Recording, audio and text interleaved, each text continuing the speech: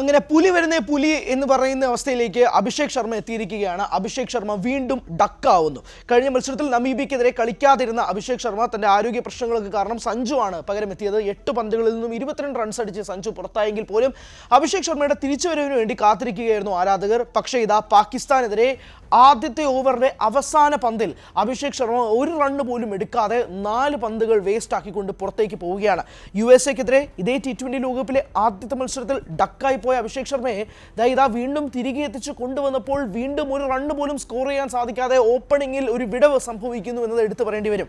കൈയടി പാകിസ്ഥാൻ ക്യാപ്റ്റൻ സൽമാൻ അലി ആഖയ്ക്ക് തന്നെ കൊടുക്കണം. കാരണം ആദ്യത്തെ ഓവർ തന്നെ ഞാൻ എറിയാം എന്ന് പറഞ്ഞ് കൃത്യമായി ഈ കോൺടെസ്റ്റ് ഇതൊരു വാശിയേറിയ പോരാട്ടമാണ് ഇന്ന് പറഞ്ഞുകൊണ്ട് സൽമാൻ അലി ആഖ തന്നെ ആദ്യത്തെ ഓവർ എറിഞ്ഞു.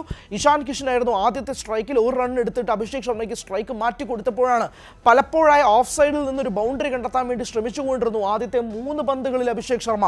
എന്നാൽ ഗ്യാപ്പ് പിയേഴ്സ് ചെയ്യാൻ കഴിയാതെ 3 ഡോട്ട് ബോളുകളായി മാറിയപ്പോൾ ഇത്തവണ ഞാൻ ലോങ് ഓണിലേക്ക് അടിക്കാം എന്ന് കരുതിയാണ് അഭിഷേക് ശർമ്മ ഓഫ് സൈഡിൽ നിന്ന് മാറി ലോങ് ഓണിലേക്ക് അടിക്കാനുള്ള ശ്രമം നടത്തിയത്. പക്ഷേ ആ പന്ത് 30 യാർഡ് സർക്കിളിനകത്തേക്ക് മാത്രമാണ് എത്തിയത്.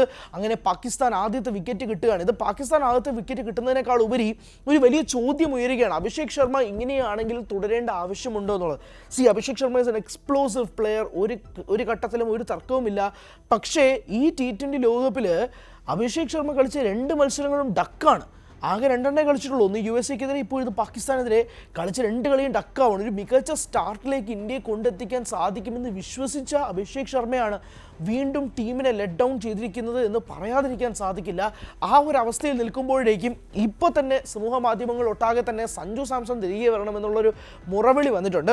അഭിഷേക് ശർമ്മ ഹാർഡ് ഹിറ്ററാണ്, അതുപോലെ തന്നെയാണ് സഞ്ജുവും ഹാർഡ് ഹിറ്റർ പ്ലെയർ തന്നെയാണ്. 8 പന്തുകളിൽ 22 റൺസ് നമീബിയക്കെതിരെ അടിച്ച സഞ്ജു അതിനകത്ത് 3 6ഉം 1 4ഉമാണ്. അതായത് 22 റണ്ണിൽ 22 റണ്ണും ബൗണ്ടറിയാണ്. 100% ബൗണ്ടറി കൺവേർട്ടിംഗ് ആണ് സഞ്ജു ആ ഇന്നിങ്സിൽ കളിച്ചത്. 3 6 1 4 22 റണ്ണ്, ഇതാണ് സഞ്ജുവും കളിച്ചത്. പക്ഷെ അഭിഷേക് ആവട്ടെ റൺസ് കണ്ടെത്താൻ പറ്റാതെ പോയൊരവസ്ഥയാണ് പറയുന്നത്. ഇപ്പോൾ സൽമാൻ അലിയൊക്കെ സ്പിൻ ബൗളറാണ്. അപ്പോൾ ഇനി നോക്കേണ്ടതും സ്പിൻ ബൗളേഴ്സിന് എങ്ങനെ ഇന്ത്യ കളിക്കും എന്നുള്ളത് സ്വാഭാവികമായ ചോദ്യം നിൽക്കുകയാണ്.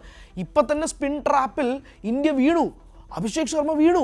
അപ്പോൾ ഇനി തുടർന്നുള്ള ഉസ്മാൻ താരിഖ് ആവട്ടെ അങ്ങനെ വരാൻ പോകുന്ന ബൗളേഴ്സിനെതിരെ എന്ത് ചെയ്യും ഇന്ത്യ എന്നുള്ള ചോദ്യമുണ്ട്. വളരെ നിർണായകമായ നിമിഷങ്ങളിലൂടെ തന്നെയാണ് കളി പോകുന്നത്. പക്ഷേ അഭിഷേക് ശർമ്മ ഹെൽത്ത് വീണ്ടെടുത്ത് തിരിച്ചു വന്നിട്ട് പോലും ഒരു മാർക്കും ഉണ്ടാക്കാൻ സാധിക്കാതെ പോയത് വിഷമകരമായിട്ടുള്ള കാര്യം തന്നെയാണ്. ഇന്ത്യക്ക് ഒരു തുടക്കം പോയി എന്നത് പറയാതിരിക്കാൻ വയ്യ. ഒരു ഓപ്പണിംഗ് സ്ലോട്ട് നഷ്ടമാകുന്നു. അഭിഷേക് ശർമ്മ ഒരു റണ്ണും എടുക്കാതെ പുറത്താകുമ്പോൾ ഒരുപാട് ചോദ്യങ്ങൾ വരികയാണ്. ഔട്ടായതിനു ശേഷം അഭിഷേക് ശർമ്മ തല ഉയർത്തിക്കൊണ്ട് വളരെ വിഷമത്തോടെയാണ് പോകുന്നത്. അതിൽ തന്നെ ഒരുപാട് ചോദ്യങ്ങളുണ്ട്. അയ്യോ, എൻ്റെ പൊസിഷൻ ഇനി ചോദ്യം ചെയ്യപ്പെടുകയാണോ? സഞ്ജുവിടെ ഡഗൗട്ട് ഇരിക്കുകയാണ്. പോയോ എൻ്റെ സ്ഥലം അറിയില്ല, നോക്കണം എന്നൊക്കെ നിൽക്കുകയാണ്. എന്തായാലും ഇന്ത്യ ഈ മത്സരം കൂടെ ജയിച്ചു കഴിഞ്ഞാൽ ഓബ്വിയസ്ലി സെമിയിലേക്ക് ക്വാളിഫൈ ചെയ്യും. അടുത്ത മത്സരം നെതർലൻഡ്സിനെതിരെയുണ്ട്.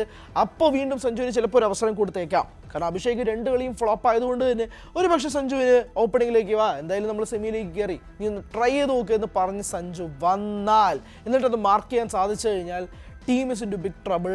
അതൊരു വലിയൊരു ചേഞ്ചസ് ചിലപ്പോൾ സംഭവിച്ചേക്കാം. എന്തായാലും അഭിഷേക് ശർമ്മ വീണ്ടും നിരാശപ്പെടുത്തിയിരിക്കുകയാണ്. കൂടുതൽ വാർത്തകൾക്ക് news 18 Keralam YouTube channel subscribe ചെയ്യുക.